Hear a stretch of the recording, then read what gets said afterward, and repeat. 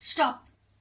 మీరు డైలీ మీ గురించి మీరు మాట్లాడుకునేది మీ ఫ్యూచర్ని డిసైడ్ చేస్తుంది, ప్రోగ్రామింగ్ చేస్తుంది అన్న విషయం మీకు తెలుసా?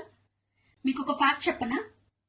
మీ బ్రెయిన్కి డౌట్స్, ఇరిటేషన్స్, జోక్స్, డిఫరెన్సెస్ తెలియదు అన్న సంగతి మీకు తెలుసా? మీరు ఏవైతే రిపీటెడ్గా చెప్తూ ఉంటారో అదే మీ మైండ్కి మీరు ఇచ్చే ఇన్స్ట్రక్షన్స్. మీరు ఏదైనా ఒక పనిని నేను చెయ్యలేను అని అనుకుంటే మీ బ్రెయిన్ సెర్చ్ చేస్తుంది ప్రూఫ్ కోసం. అదే నేను ట్రై చేస్తాను అని మీరు అనుకుంటే సొల్యూషన్స్ని క్రియేట్ చేస్తుంది.